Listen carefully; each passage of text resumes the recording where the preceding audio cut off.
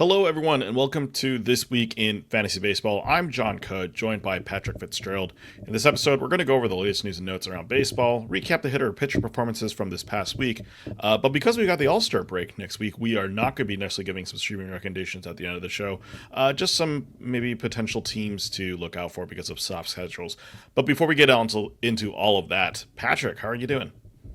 Hey John, I'm doing okay. The Orioles swept a doubleheader from the Mets today, so they continue to play better, and I would say give us false hope. But I guess that's just part of the highs and lows of being a fan. They're trying to claw back into the wild card race. The odds are still long, but maybe they'll go into the break with some momentum. How are you?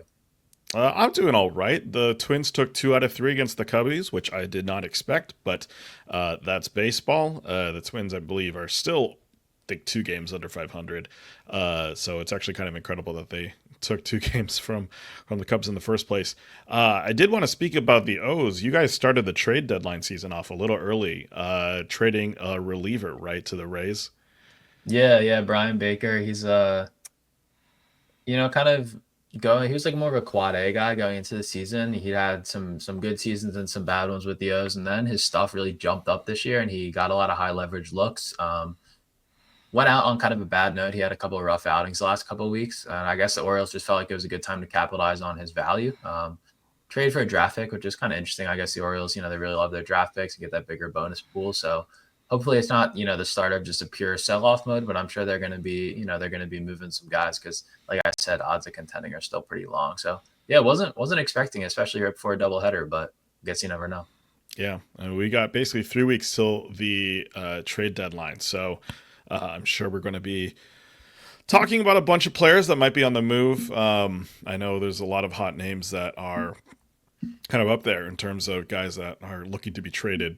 Luis Robert Jr. is one of the big ones, obviously, but yeah, just some. It's kind of a weird season, I think, with baseball right now. A lot of middling teams, and a lot of teams are still kind of in it, right? There's even you could even argue like teams like the Marlins or the Nationals are still fully in the races. But yeah, it seems like there's going to be a mix of people or teams that could be both buyers and sellers, and it's really going to be that week after the All Star break that's probably going to determine whether a team is going to be selling off players or trying to get better. Yeah, and I think the expanded playoffs definitely jumble things up a little bit too. Definitely makes there's less sellers. I remember a few years ago, the Orioles were like playing well, but it was very unexpected, and they were a few games out of the wild card, and they traded like Jorge Lopez and Trey Mancini, and everyone was, it was an uproar about it. But then we traded Jorge Lopez, and we got Cade Povich and Yennier Cano back, and Jorge Lopez has really fallen off since. So I think the playoffs they're still going to be smart, even if there's a small chance, that they have a good chance to improve their team if there's not a lot of sellers in the market. So Yeah, I remember that Jorge Lopez trade very fondly because it did not work out very well for the Twins. I believe we traded Yennier Cano and Cade Povich. I Mhm. think one other player as well. I don't remember who it was.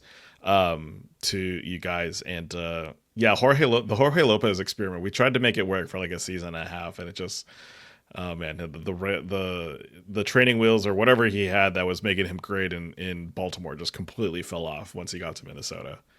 Yeah, he's bounced around a ton. I mean, we haven't gotten a lot out of Povich yet, but Cano's been great. But he was kind of a AAA reliever at that point, so Exactly.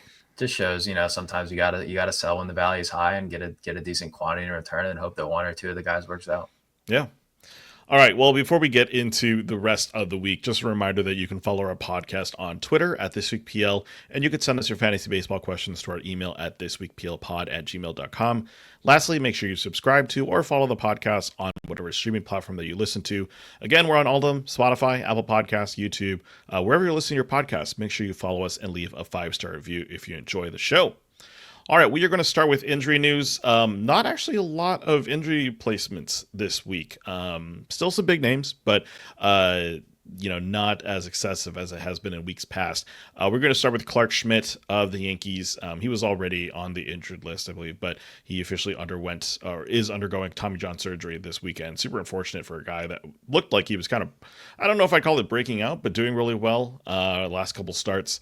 And it's just a big blow, both to Schmidt himself, but also to just the Yankees rotation of trying to figure out how to deal with another injured pitcher. Porter Hodge of the Cubs back on the injured list with a right shoulder impingement. In his first return from the injured list, he already wasn't looking that great, but now, yeah, it's going to look like he's going to be on the shelf for a little bit. Kyber Rees of the Nationals going on the concussion IL for the second time in the last 2 weeks, so looks like he wasn't necessarily completely great when he was coming back from the first stint. There is no timetable for his return right now, just kind of hoping that he gets that figured out and sorted. Shelby Miller of the Diamondbacks got a right forearm strain. It's really the curse of the Diamondbacks closer. Kevin Ginkel right now is kind of the lead guy in the bullpen. He earned a save on Monday. Rhys Hoskins of the Brewers got a sprained left thumb. Andrew Vaughn got the call up in his place. He's probably going to share at bats with Jake Bowers. It looks like Hoskins is going to be out until mid to late August. I don't really know if Vaughn's really worth a speculative pickup. Obviously, he was in AAA after getting traded from the White Sox. So I don't really know if he truly has any value right now. But do you think it's worth even taking a look at Vaughn with the increased at-bats for him? Only an NL only at this point, I'd say. He's still, going to be splitting time, like you said. It looks like he started in 2 out of the first 3 games he's been up. So 1 was against the lefty. So he'll probably play against all the lefties and some righties. But no, I don't think so outside of, super deep formats. Yeah, I agree. His value kind of definitely tanked after, even when he was with the White Sox, but then, especially after he got traded. Pavin Smith of the Diamondbacks going on the injured list with a right oblique strain. Andres Jimenez of the Blue Jays going on the injured list with a left ankle sprain. Lane Thomas going back with plantar fasciitis. Super unfortunate for him. Basically, that's just going to be a thing that he's going to be dealing with this entire season. So it's a little bit more pain management than anything. So clearly the Guardians and Thomas thought it was time to go back on the injured list. And curse of the Diamondbacks closer. It's also curse of the Orioles catcher, as Gary Sanchez of the Baltimore Orioles is going on the injured list with right knee sprain.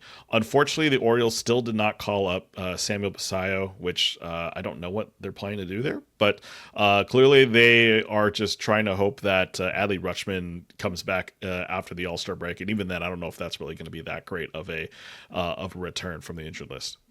Yeah, they're stubborn to say the least. I'm hoping it's by the end of the month, but I would say it's maybe 50-50 that's the case at this point. And then Diamondbacks, yeah, it seems like Ginkel's going to get a good amount of save looks, but the manager said he's not the guy. So I think in leagues where like not every closer is rostered, he's not necessarily a must add. But if you're desperate for saves, he's definitely a guy worth checking out. But I think he could hurt your ratios. So I don't know if he's a must add in those leagues where you're not, dying for every single save that you can get your hands on.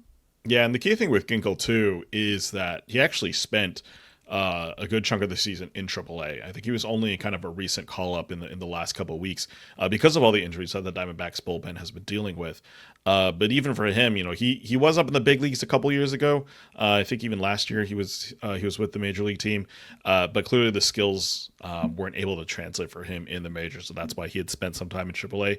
So he's kind of just next man up in this situation. And yeah, I don't think Lavulo is really excited to be trotting him out, trying to protect the lead in the ninth. Yeah, he's had a couple good years in the past, but the stuff definitely ticked down a little bit so far this year, and he was also dealing with some injuries himself. So, not exactly locked in. Yeah. All right, back to some injury list returns. We're going to start with Miguel Andujar of the Athletics. He's back from a right oblique strain. I don't really know how much value he's got, but he is kind of a starting every day for that team, or at least super utility guy. So if you're looking for someone who's got multi-position eligibility, maybe Andujar is available. Masataka Yoshida is back from off-season shoulder injury with the Red Sox. He's primarily going to DH for the team, but he might see time at first base and outfield. I think the bigger news here is that both Roman Anthony and Marcelo Mayer are going to be staying on the big league roster. Obviously, Roman Anthony is having a decent time in the majors, I would say. Mayer is still more of a bench bat right now for that team, but it's kind of at least interesting that they did not send the Brickies down after calling up Yoshida. Yohan Moncada of the Angels, he's back from right knee inflammation. You'd be surprised, but he wasn't terrible so far in his plate appearances this year. He had 117. He's hit 6 homers and he's slashing 228, 325, 485. I don't really know if that plays in anything besides, really deep leagues or AL only leagues, but just something interesting that Makata is not completely washed right now. His old teammate, Luis Robert Jr., is back from a hamstring strain. Is As we kind of mentioned, it's probably expected that he's going to get traded. I'm not sure if that change of scenery is going to be necessarily good for him, as he really saw kind of a huge downturn right before he went on the injured list. Just was not hitting any homers, was not stealing any bases, and so I'm kind of curious if he's going to really have any real trade value in the next couple weeks. Jesse Winker of the Mets, he got activated from the 60-day IL, but unfortunately he hurt his back today in the first game of the doubleheader. He is likely to go back on the injured list, unfortunately. Yu Darvish of the Padres did come back, 3.2 innings, 3 hits, 2 earned runs, 3 walks, and 5 strikeouts in his return through 63 total pitches. So he's still kind of ramping his way back up to full strength, but good to see Darvish back in the big leagues. Casey Schmidt of the Giants, he returned from his left hand inflammation. He's back as the starting second baseman in San Francisco. Brandon Woodruff made his return on Sunday, I believe 6 innings, 2 hits, 1 earned run, 8 strikeouts. Definitely looked really good. I think better than any of us expected. He was facing Miami, I believe, so a little bit of a caveat there, but nonetheless, nice to see Woodruff back and healthy. Tyler Glasnow also made his debut, I believe, on Wednesday. 5 innings, 2 hits, no earned runs, 3 walks, and 5 strikeouts. Nice to see him back as well. Good relief for that Dodgers rotation that has just been through a bunch of issues this season. And then Kodai Senga of the Mets, they did announce that he is going to be returning on Friday to pitch. And yeah, that's going to be exciting. Obviously, I wouldn't call it a freak injury, but he went over to cover first and then injured. I believe it was a hamstring or something like that. So kind of unfortunate for him. But yeah, it looks like he is going to be back and ready to return to the mound. Yeah, some huge returns here with Senga coming back, not yet, but about to. And then Glasnow and Woodruff looking good back on the mound. Obviously, all three of those guys should be rostered. If they're not, you got to add them. Darvish, I think, is also worth an add, but he's facing Philly this weekend and obviously wasn't super sharp in his first outing of the season. So if you do add him, I don't think you need to start him right away. But yeah, just nice to see. Pitchers are always dropping like flies, but it's nice to see a few more guys get back in the fold. Yeah, definitely. All right, some other injury updates. Byron Buxton of the Twins. He's currently day-to-day with a left-hand contusion after getting hit by a pitch. It's kind of unsure if he is going to continue in All-Star break activities. He was named to the All-Star team and was going to participate in the Home Run Derby, so we'll see if this injury is going to keep him out of that. I wouldn't be surprised if the Twins take him out of those situations. Brandon Lau of the Tampa Bay Rays, day-to-day with side discomfort. He's missed 4 games so far. Jacob Wilson of the Athletics, also day-to-day with a left-hand contusion after also getting hit by a pitch. Tyler McGill of the Mets got transferred to the 60-day IL. The only notable thing about this was initially when he got injured, the team thought he could return about a month after suffering his elbow strain, which is about now. But they decided to move him to the 60 days, so it's going to be at least another month before he returns back to the Major League roster. And also his position on the Major League roster isn't necessarily secure. He could be coming back as a reliever. Jake Myers of the Astros, currently day-to-day with a calf injury that he aggravated on Wednesday. John Gray of the Texas Rangers, he had his first minor league rehab start on Wednesday, went 2 innings through 32 pitches.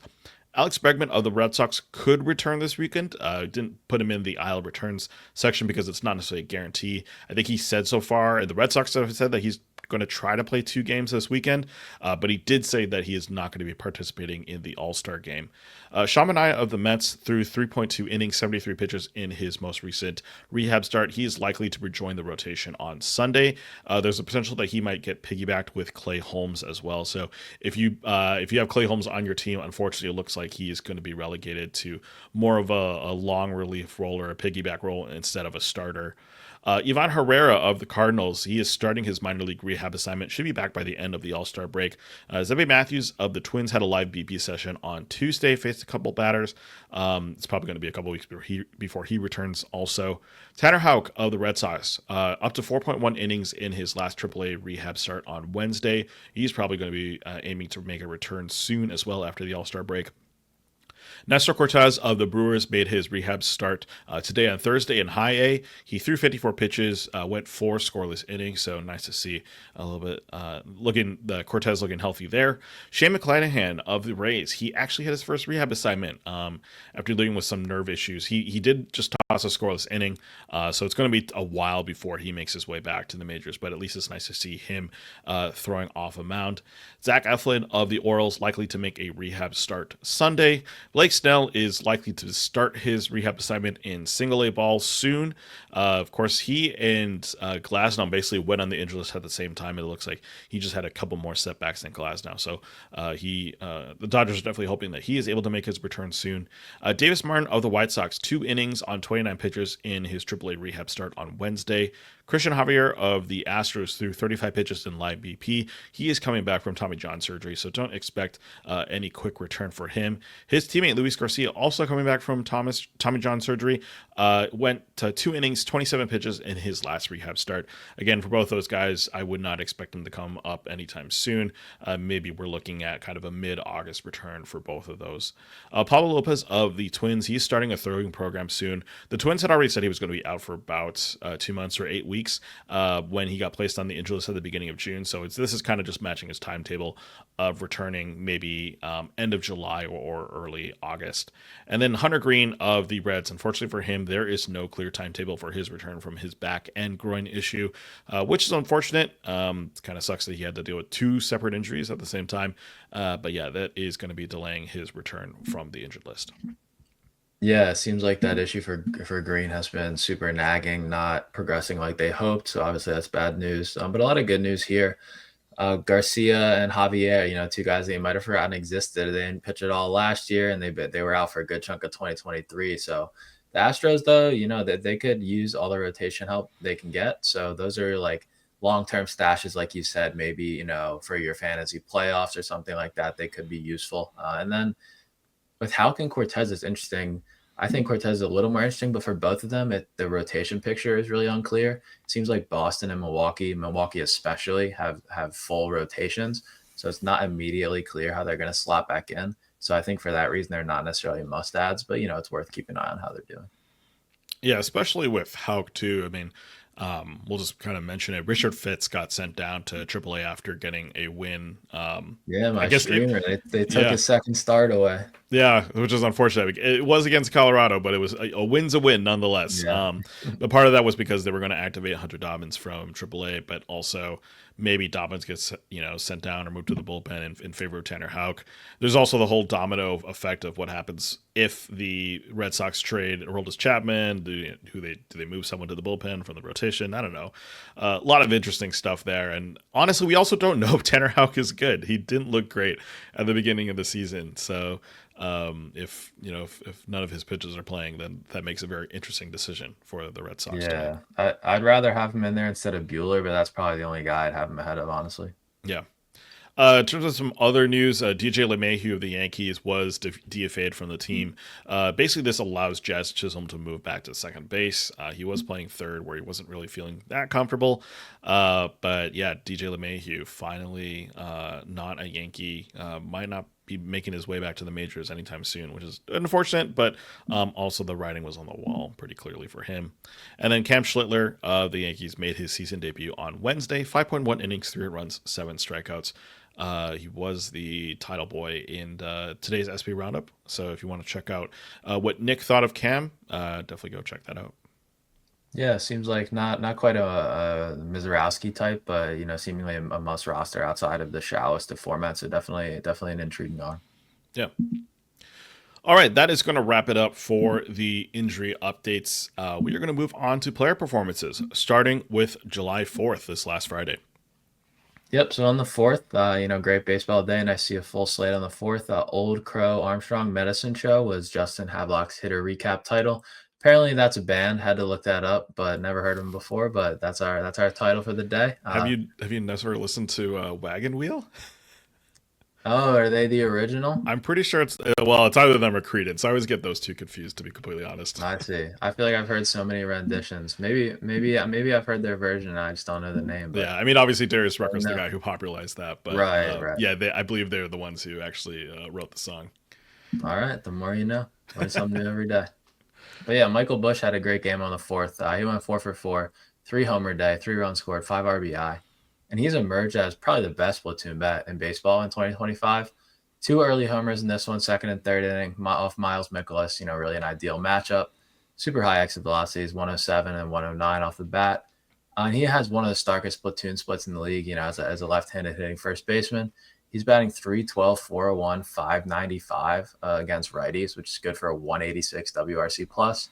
And his third home run of the day was actually off a lefty, but only his second career home run off a lefty.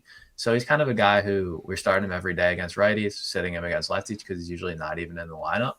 But it kind of makes for an interesting sell high or buy discussion, because he's the third best first baseman so far this year. I believe he's behind Pete Alonso and Josh Naylor, in standard formats.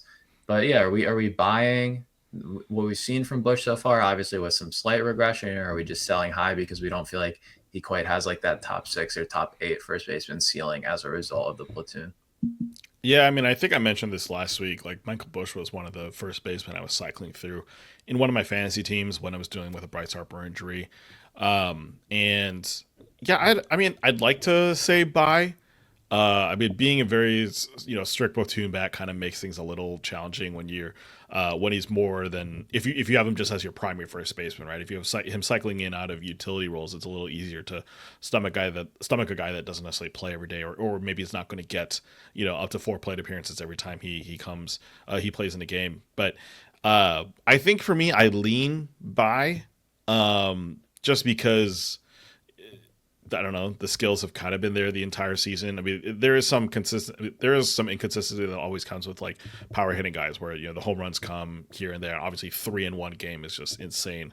But just with the state of first baseman for this season, I think like after you get past, I don't know, Yandy Diaz, it's just rough after that point. And if Busch is right now a top 5 guy, I see no reason why he's not going to stay in like the top 5 to top 8 of first baseman. And so to me that kind of means that he's still kind of a buy candidate rather than a sell high guy. Yeah, yeah, it's all dependent on price. I mean, if you can get a guy who you think is like a top 30 starter for him, obviously you're jumping at that opportunity, but there's probably not a lot of people willing to give that up. He's just a super well-rounded hitter, though. It's not like he's just running into crazy luck. This is fully supported by the underneath the hood stuff. 15% barrel rate is elite, especially with a 22% strikeout rate like that. That's very palatable. He walks a lot. I think that the average is not, he's not, he's hitting 297. He's not a 300 hitter. Projection systems have more like 250, 260, which is fine because he's going to be a great power source. And the Cubs lineup, I mean, even if you're in a platoon, they churn out runs. So I think it's in a good spot. And I think, yeah, you might just want to ride the high because, I see scenarios where people are a little bit reluctant to, really give you full value for Busch. Yeah, and I would argue like even though this is a little bit of a breakout, like we kind of saw the skills last season, right? He did only have 21 homers, right? He's going to pass that right this season, right? Unless something catastrophic happens. Mm-hmm. But he had a decent enough barrel rate. He was still, I believe he doesn't necessarily hit the ball super hard, but at least there's like some consistency there with hitting the ball hard. Still really decent walk rates and not an egregious strikeout rate. So there's definitely at least like plate skills there that I think we can believe in, and at least even if he's not a 300 hitter, in OBP leagues for sure he's still worth having.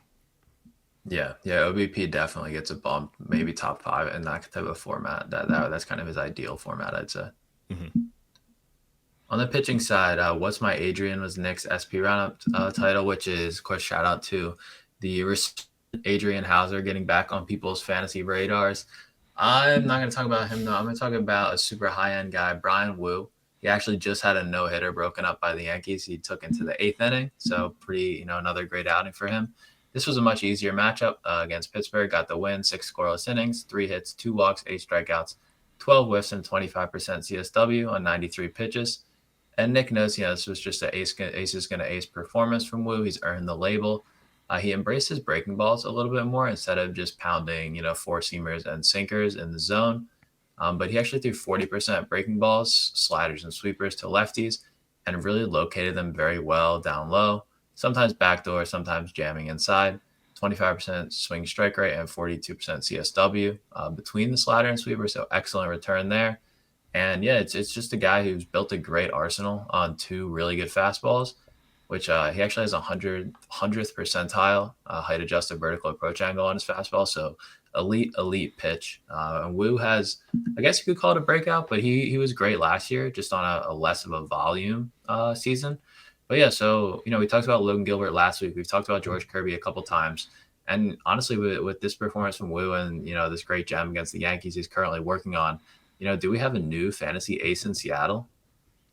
I mean, the problem with Wu has never been the arsenal, right? It's always been health, and that's been the main thing, right? The guy last year at least had an arm of glass, and he would have great performances and then would just go on the injured list. So I think the fact that he's healthy this season is super important because I think it allows him to really shine. I'm really disappointed I wasn't able to get any shares of Wu this year. I think a lot of people were kind of buying in on the arsenal and kind of disregarding the health issues. And so I think that got his price up higher than maybe I was willing to pay. And unfortunately, I guess I was wrong because he is completely healthy. He's looking like a stud. And yeah, I completely agree. I think we've got a new fantasy ace in Seattle, and I even hesitate to say it's new because I think we knew that he was going to be this good. I think it's just he just hasn't been consistently been able to play in games. So it's really nice to see Wu being healthy now. Yeah. I think if we want to compare the three, I think he's ahead of Kirby at this point. I think he's shown enough that he earns that. I think it depends on how we frame the question when it's against Logan Gilbert. If we're asking on a per inning basis, who's the better fantasy pitcher? I think it's Bryan Wu at this point. If we're asking who would you draft higher, for the rest of the season or for next year, I think Logan Gilbert maybe just barely edges him out just because he has such a great track record of durability. But also he had a flexor strain earlier this year that they said is minor, but I don't know. Anytime I hear flexor strain, a little bit of trepidation. So I think it's a close call, which just really shows you how much Wu has really just continued to shine. Honestly, from day one, I feel like ever since he got promoted, he's just been, a great pitcher. Yeah, and I think the one thing that's maybe a little different than Gilbert, which we kind of discussed last week, was just like Gilbert had an insane jump in his strikeout rate, right? Wu currently sports a 24.6 strikeout rate, which is higher than last year's of 21%, but it's not like so much egregiously higher that you're like wondering what the heck happened. Walk rate is, I wouldn't say about the same, but it's not bad. 2.8% last year, 4.5% this year. So, in terms of just like the numbers, it's not like he's doing something that we didn't see coming, right? He is just performing the way we expected him to perform. He just happens to be pitching every 5 days now, which is really really cool to see. Yeah, and he doesn't have the strikeout ceiling of someone like Gilbert because he throws so many strikes, but obviously then he's just going to eat through innings and his strikeout per inning is going to be lower, but his overall strikeout performance should still be really strong. Yeah. All right, moving on to Saturday. Thanks to Kevin O'Brien for the Bush Up hitting a recap article, but we are not going to talk about Michael Busch because obviously we just talked about him. We're going to talk about LENYN SOSA of the White Sox. 2 for 4 with a double, a home run, 2 runs, and 2 RBI. And I kind of laugh at this because last week, or I think the week before, I said I have no idea who LENYN SOSA is. I still really have no idea who LENYN SOSA is, but he's been doing really solid this season. It was a matchup between the elite White Sox and Rockies teams. And the White Sox beat the Rockies, and LENYN SOSA was a big part of that game. He's seen some progress this year. He's hitting 272 with a 703 OPS and 277 plate appearances. So, definitely not numbers that are incredible. That's still a below league average OPS. But he does have first, second, and third base eligibility. Even though he's been serving a more of a DH role for the White Sox, he has batted as high as second in their lineup, but is more often in the bottom half. Usually see him around 6, 7, 8. So here's the thing, right? LENYN SOSA's got a decent amount of power this year. He's got 6 so far. And having that positional eligibility, I think, makes him kind of interesting. Again, he's hitting 272, so the average is kind of nice as well. So I guess the question is, even in like 15 teamers, are you considering a guy like LENYN SOSA, or is he just so far off the radar because of who he plays for and just kind of maybe the lack of multi categories that he can contribute in, that he's just maybe someone that's just off the radar for now? Yeah, I think of him in a similar context to Nick Gonzalez, who we talked about a couple weeks ago. Like, he plays every day on a bad team at a bad position, and he produces decently. And I think for that reason, like he's on your radar, and maybe he's a bench bat in those deeper leagues because of the flexibility. But that's really the furthest I can go. Like I was just looking into him. Obviously, his career numbers are not great. He's been in the league for a couple of years, kind of up and down. He swings at the most pitches out of the zone of anybody in the league. Like he has a 46% chase rate. I didn't know anybody had a chase rate that high. So maybe he's a great bad ball hitter, right? But those are not typically the guys I like to buy into, especially when they're not on a great offense and he doesn't really steal bases. So I think that his upside is super limited. Yeah, it's actually kind of impressive he's doing that with a 272 average. You expect him to be striking out a lot more than that. So that's kind of impressive.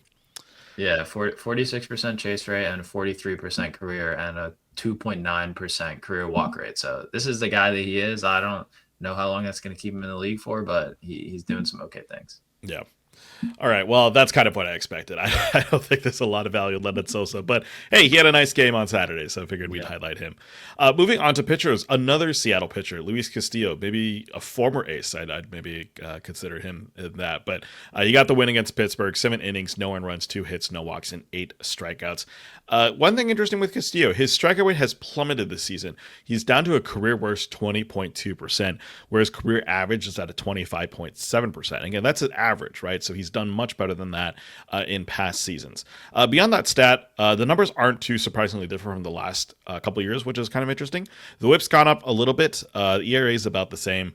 And Castillo had a month a couple of years back where he felt like someone with legit ace potential, right? It was he just looked really good for a series of games.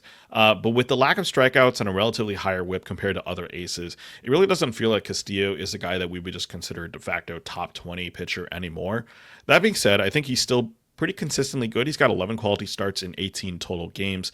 Even with those diminishing skills, though, is Castillo just solidly like an SP4 in fantasy now that you kind of just accept has the occasional blow up? Like I wouldn't necessarily call him a cherry bomb because he's still fairly consistent. But at the same time, like there's really not a lot to get excited about his profile, but I think he's still staying on your fantasy teams. Yeah, he should stay on your teams. The shape of the production is really weird though because he's a home like guy.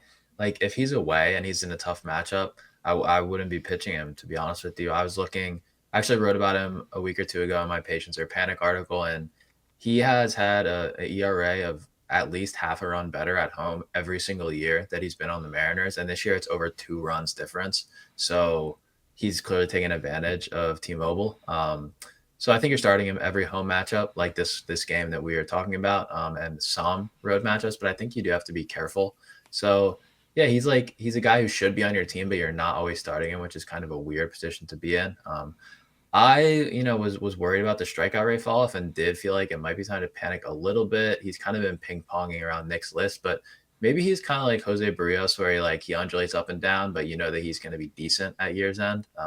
Hopefully a little bit better than Barrios, but kind of a similar profile. So yeah, he's not, I think last year he was getting drafted around like George Kirby, and clearly he doesn't have that kind of upside anymore, but like a nice depth piece, I think, at this point. Yeah, it is kind of weird that disparity in ERA, just between home and away, and how that can really impact how you start him. Because you think of a guy that you keep on your roster, you'd ideally like to start him every game if possible, but yeah, it's kind of weird that that's the case with his ERA. That you said 2 runs better this year. Yeah, it's like a low 2s at home this year and mid 4s on the road. I mean, obviously it's small That's sample, insane. but very stark difference. I think Bryce Miller has some really stark career splits too. So Huh. Seattle, just a pitcher's haven. I guess, yeah. It's kind of more incredible that he actually survived all those years in Cincinnati and just didn't get absolutely destroyed. Yeah.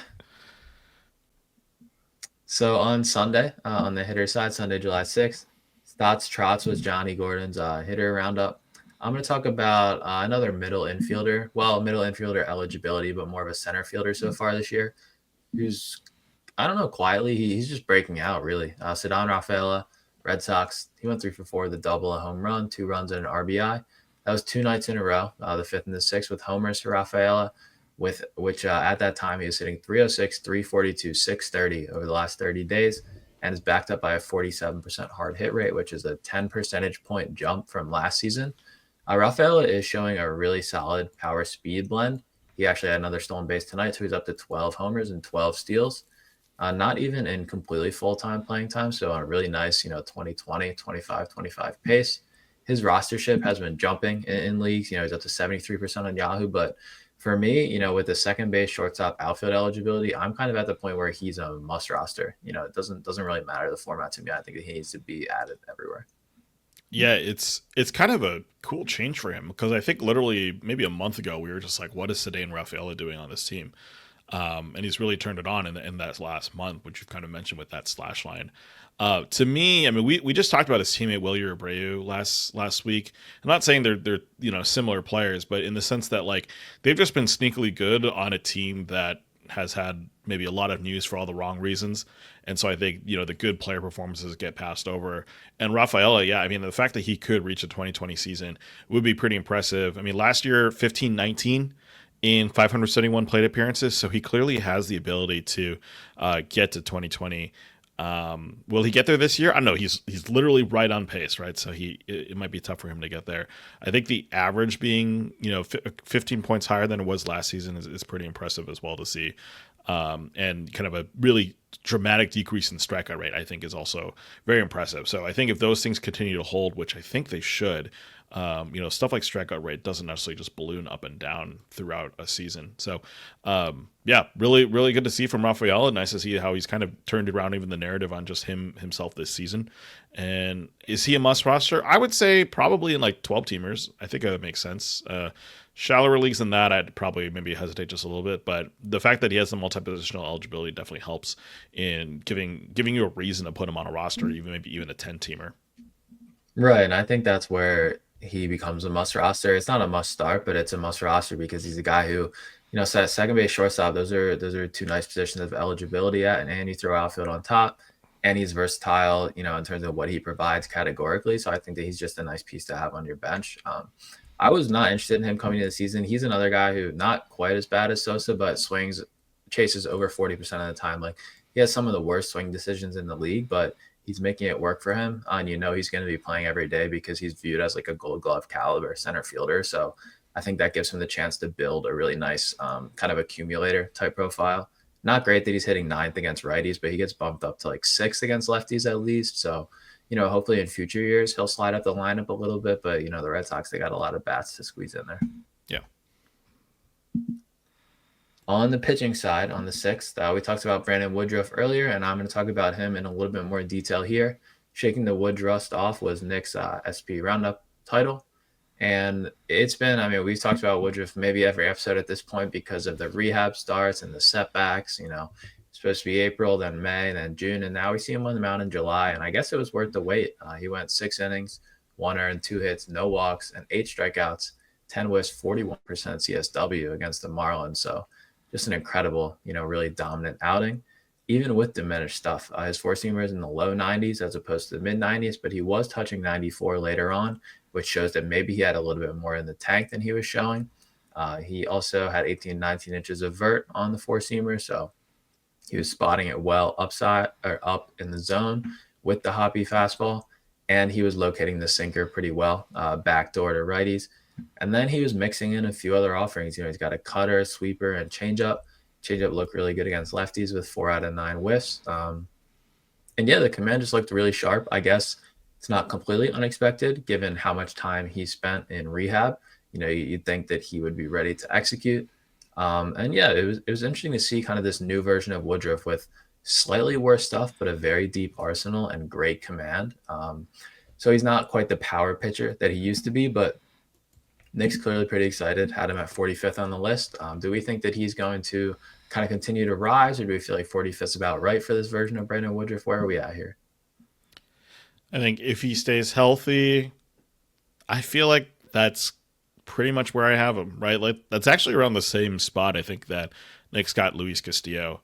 And I'm not saying they're similar pitchers by any sort of the stretch of imagination, but I feel like what you get from both of them is probably similar, where they're going to be really good against teams like the Marlins and the Pirates, and then maybe struggle a little bit more against tougher competition.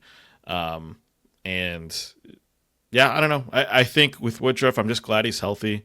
Glad he's able to get good command, which like you said, is a little bit counter to what he's usually known for. But yeah, to me, this seems like a guy who is going to be decent if he's healthy, and I don't think he gets any higher than 30. I don't think necessarily he's going to be that type of player where it's borderline ace anymore, unfortunately. Yeah, yeah, I'm with you. I think that, he'll be a little higher than this by year's end just as he continues to stack solid starts. But yeah, him sitting 93, with a good five pitch mix, but not overwhelming stuff anymore. I think that does limit his upside a little bit. But I mean, Milwaukee, they know how to get the most out of their pitchers. So I like him to be like a borderline must start, in every single matchup. I was pleasantly surprised. I was worried about the velo is just so down in rehab, and it just looked like, who knows what it's going to look like when he gets up there. And clearly he's still capable of executing. Obviously he's not going to be dotting like he was every single outing, but he clearly still has the ability to, to be a really solid pitcher. So nice to see, he missed like almost 2 years. So it's a long way back. Yeah, I mean the Woodruff we know or used to know, right, is like a 30% strikeout guy, right? Just really elite ace stuff. I just don't know if that's what we're going to see from him. Obviously, he had 8 strikeouts this one, so feel free to prove me wrong, Woodruff. Like, you could definitely become that 30% pitcher, but like you said, with a little bit different, a little bit more based on kind of the wide arsenal rather than just like you said, just being an incredible pitcher. I think just is going to push that strikeout rate, kind of below his career numbers. Mhm. All right, moving on to Monday. Thanks to Christian Ottoman for the cold-blooded hitter recap article. We're going to talk about Colt Keith, who went 3 for 4 with 2 doubles, a homer, 2 runs, and an RBI. He's very firmly a strong side platoon bat, but he's got decent position eligibility, first, second in both Yahoo and ESPN. And Yahoo also tacks on third base eligibility for him as well. He is barely rostered though. He's 18% rostered in ESPN, so 18% on Yahoo, I should say, 7% on ESPN. His process plus has been consistently between 120, 130 since mid-June. So this has been about a month's worth of performance for him. He's been showing great plate discipline as well. The stats aren't super impressive, I'll say. 8 home runs, 41 runs, 31 RBI, and 277 plate appearances. But he's got positional eligibility, like I mentioned, and the help he can provide is present in several different categories, right? He might not necessarily be the greatest power hitter, but he does get some power. He's got good averages as well. What type of leagues would you be considering Colt Keith with that position eligibility? Yeah, I actually got outbid on him this morning in a league. Someone dropped him. It's a 16 team league, right? So very deep. We only start 9 hitters, so it's not like the pitching is a lot deeper than the hitting, but still, 16 teams plays pretty deep. So I was super interested in him in that league. First base, second base, third base is a great bench bat to have in a daily league. So that was nice. The Tigers offense, we typically think of them as kind of like an inept offensive team, but they've been putting up a ton of runs this year. So having a guy, the leadoff hitter, at least against righties and that kind of lineup is super valuable. So I think, that kind of depth, he's a must roster. 12 teams, I think he's close to a must roster. The roster ship's continuing to climb, and he has, good positional versatility. So I'd be interested in him in those formats. And he's kind of like a post hype type of guy. He had his first season in the big leagues last year. He's only 22 and he stayed afloat, right? He didn't put up great numbers, but he stayed afloat. And that's impressive for a guy that age. So it's nice to see him like actually take a step forward and start to really succeed this year. He had 27 homers in his last minor league season, when he was his age 21 season. So he clearly does have the pop. It's not going to be, crazy in a park like Detroit, but yeah, nice, well-rounded profile. Yeah, I mean, I still remember at the beginning of the season, everyone was excited for him to, uh, be a first baseman because no one thought that Spencer Torkelson had any shot of making the major league roster, and yet here he is, just on this really good Tigers team for sure. That is, they've got an incredibly hot bat. They even got Javi Baez into the All Star game as a starter, which is incredible. So, yeah, Colt Keith. There you go. Moving on to pitchers. Thanks to Nick for the "You Back Man" SP Roundup article, of course, referring to you, Darvish. But I do want to take a quick pit stop and talk about Zach Gallen because he went 6 innings, no earned runs, 5 hits, 1 walk, and 9 strikeouts. We already talked at length about him last week. I didn't believe in the skills, but 2 in a row. Is Zach Gallen back? What do you think? I mean, It's so hard to know. I think he's going to keep chipping away at his ratios. Like he's not going to pitch worse than he's pitched this year, but I mean, I still don't feel comfortable like plugging him into a shallow lineup. But yeah, I mean, at least the upside's there, right? Like he's a big strikeout guy, so he's not like some other pitchers with bad ratios where you start him and you don't expect much. Like if he has a good outing, he's going to contribute across the board. So I don't know. I can't figure him out.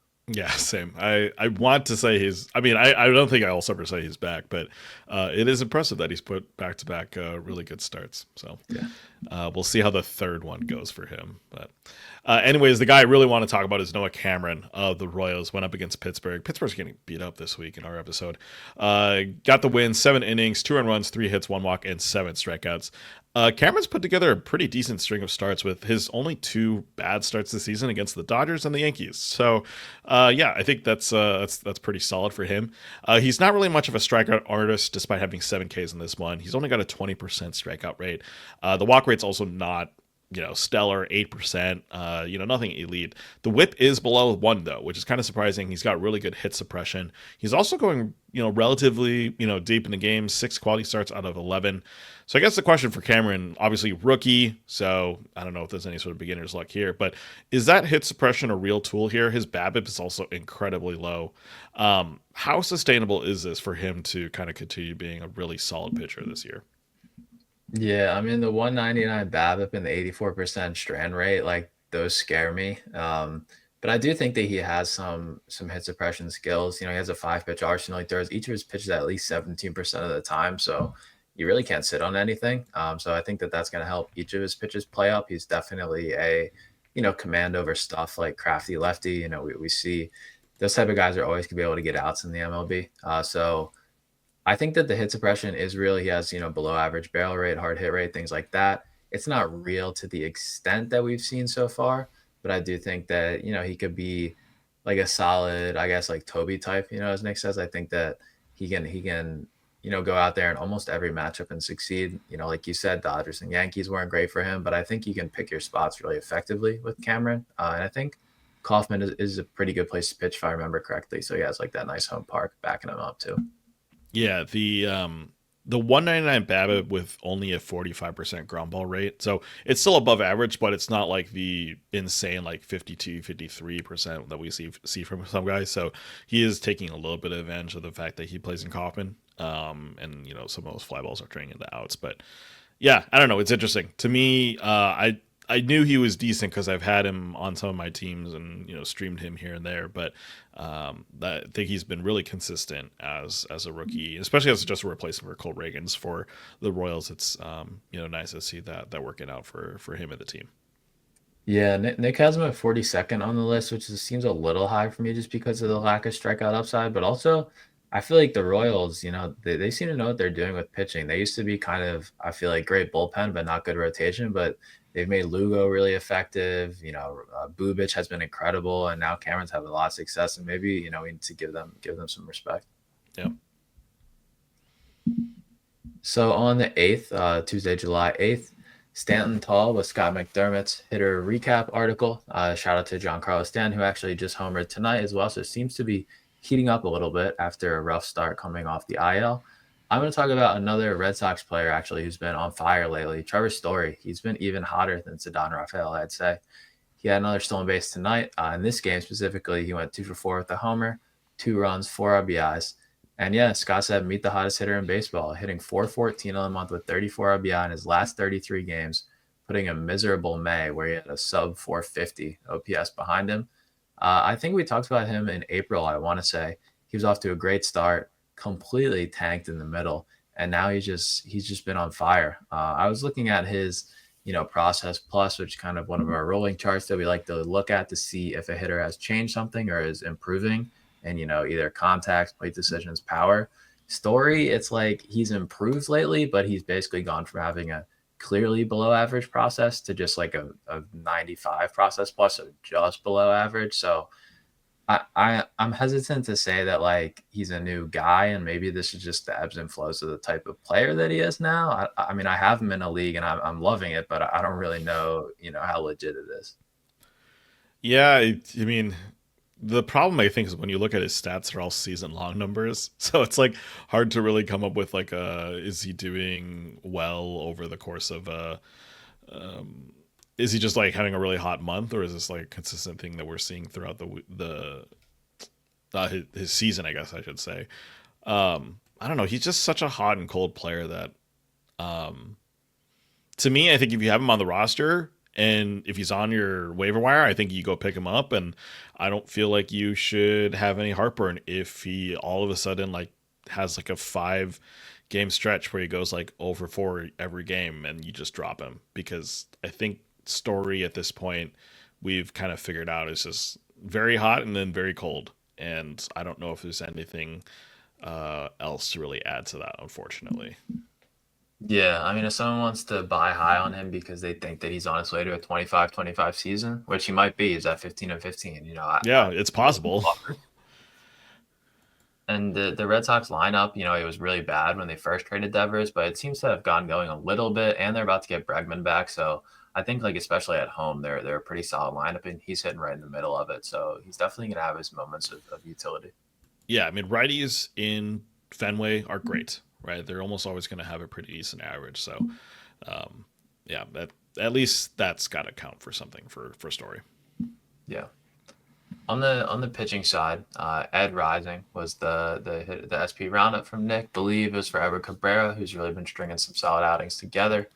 I'm going to talk about Nathan Eovaldi, who this was his second start off the injured list. Missed about a month, or I think exactly a month. He was at the Angels in this one, so powerful lineup, but they also swing and miss a lot.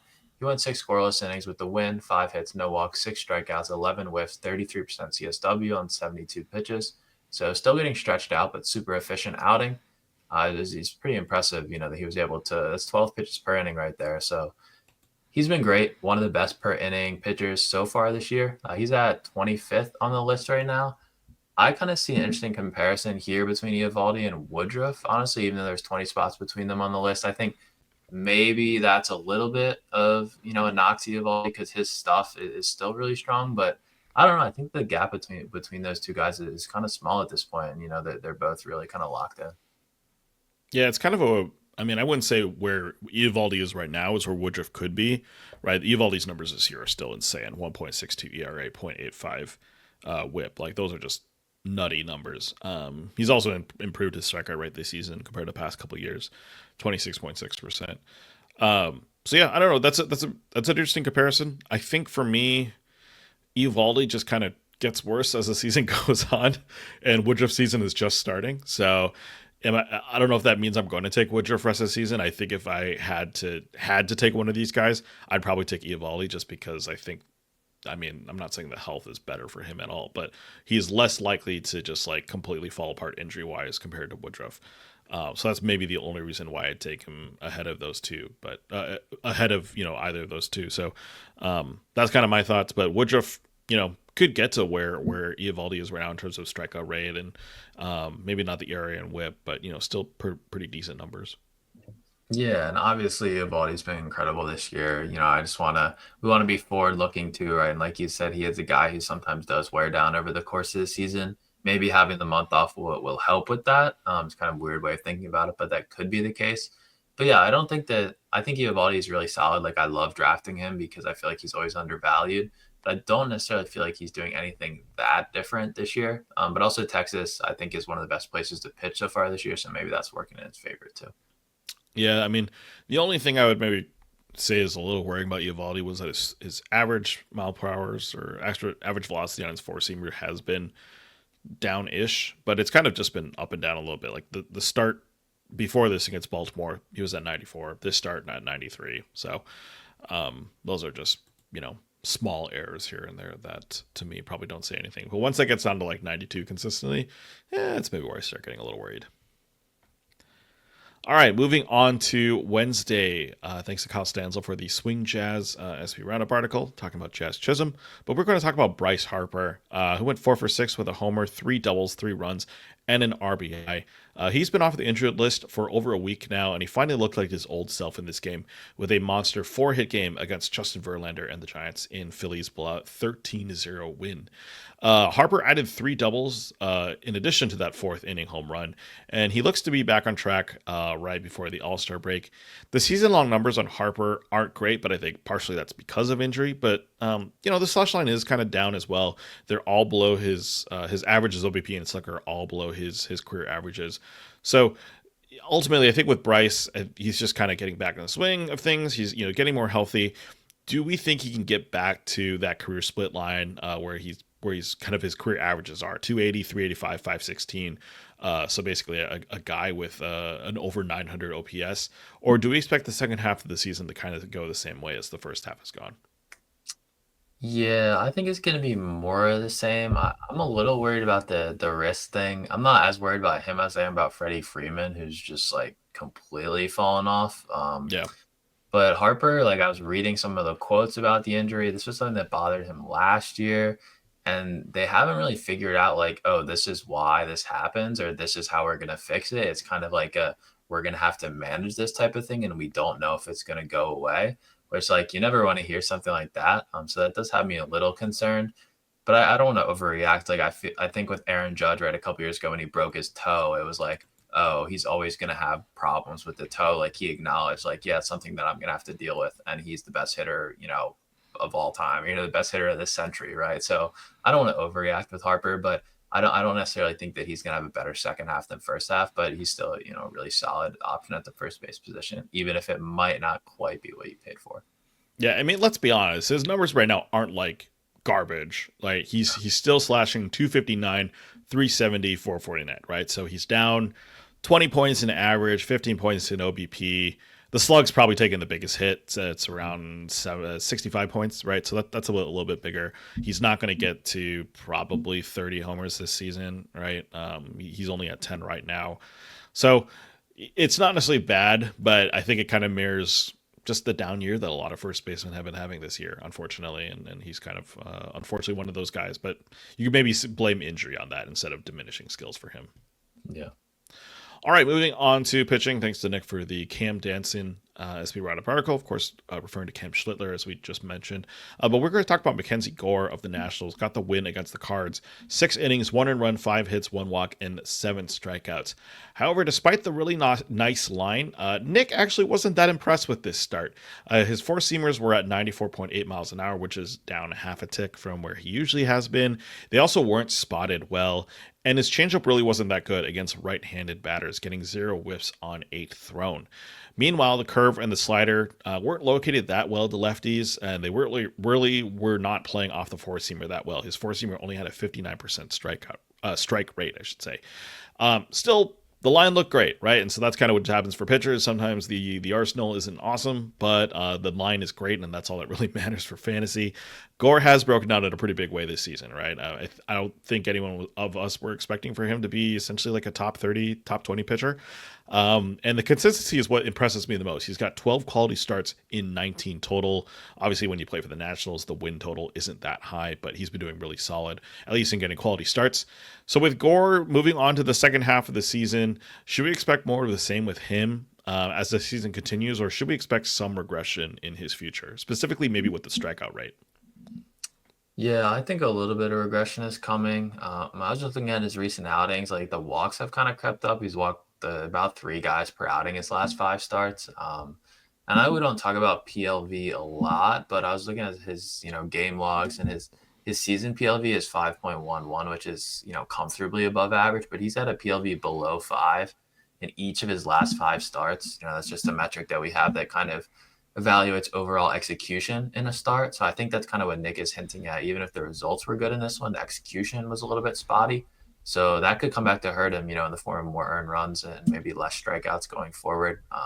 The whip is, I always think whip's underrated, and Gore definitely, he's not hurting you there, but historically he has hurt you there. Part of it is because the Nationals have a horrible defense, and I don't, that's not something they're going to be able to fix immediately. So I think that's just something to be aware of. And yeah, he's really been a workhorse, so maybe he does take a little bit of a step back, the rest of the season.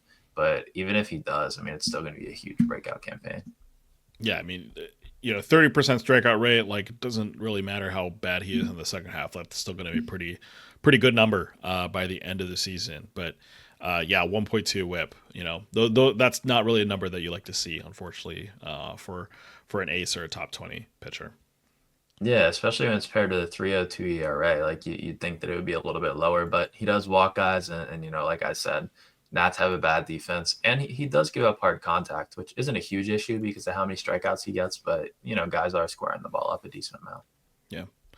All right, well, that is going to wrap it up for player performances. Like we said, we're not going to necessarily do the same streamer segment because obviously you're not streaming anyone over the All Star break. But yeah, just maybe some recap on who we picked the last week, and then also, yeah, just what are some nice schedules for teams coming out of the All Star break.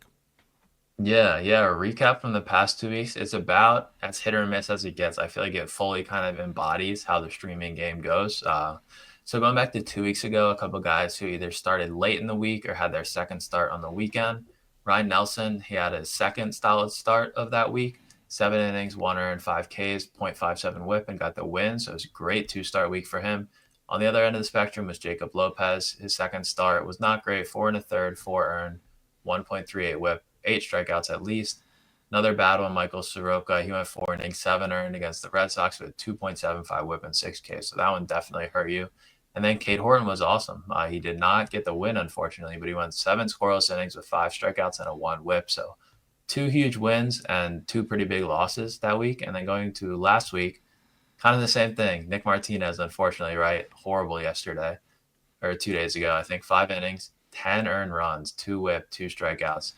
Obviously that one's going to tank your ratios for the week. But then we have Brian Bayo through a complete game against Rocky Road, 9 innings, 2 earned, .67 WHIP, and 10 strikeouts. Richard Fitz, who we talked about earlier, did get the win, 5 2/3, 2 earned, 1.06 WHIP, and 6 Ks. Not going to get the second start like Bayo, unfortunately.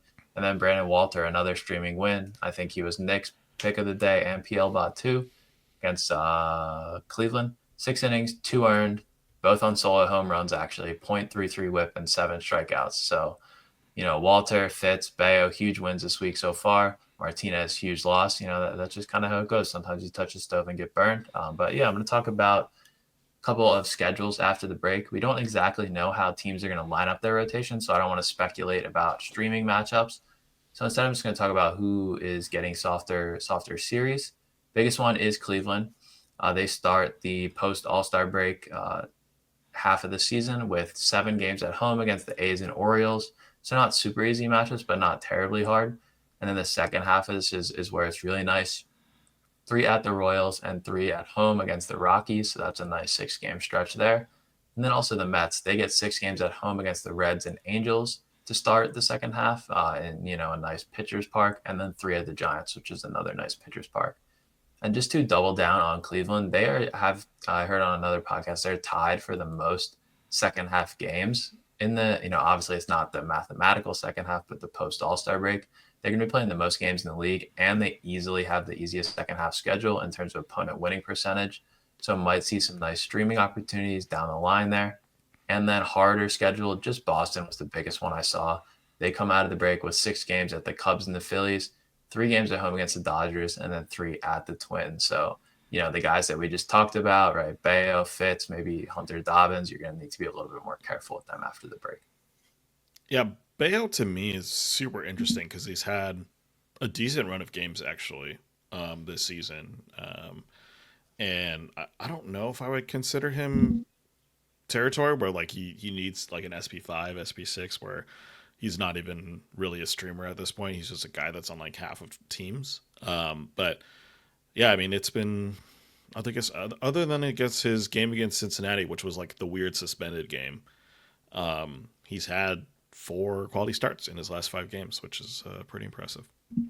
Yeah, it's just the whip. Like, 3.27 ERA this year is great, but he's only striking out 7/9. He has a 1.3 whip. Career whip's 1.39. So I always find him to be over rostered, and I think that has a lot to do with it. I don't the whip's right there for you, right? But I think that as baseball fans, we're just gravitated towards ERA, and it causes us to Mhm. rate it a little too heavily sometimes. So I think that really does cap his upside. But like you said, he's been on a really nice run. Yeah. All right. Well, that is going to wrap it up for this week in fantasy baseball. Again, you can find us on Twitter at ThisWeekPL. Send us your comments and questions at thisweekplpod@gmail.com. You can find myself on Twitter at TheJohnK, and you can find Patrick at PFitzgerald_99. If you haven't done so already, please subscribe to the Pitcher List podcast feed on Apple Podcasts, Spotify, YouTube, or wherever else you listen to the show, and leave us a 5-star review if you enjoy what you're listening to. Lastly, sign up for Pitcher List Pro. By doing so, you can join us in the Pitcher List Discord, get advice from all the fantasy experts and writers over there. You can react in real time to basically all these trades happening or all these big moves or injuries that are happening, and just get some advice from some of the analysts and experts over there. That is going to be all for this week. We'll be back next week with another episode of This Week in Fantasy Baseball. For Patrick, I'm John, and we'll see you in the next one. Later, everyone.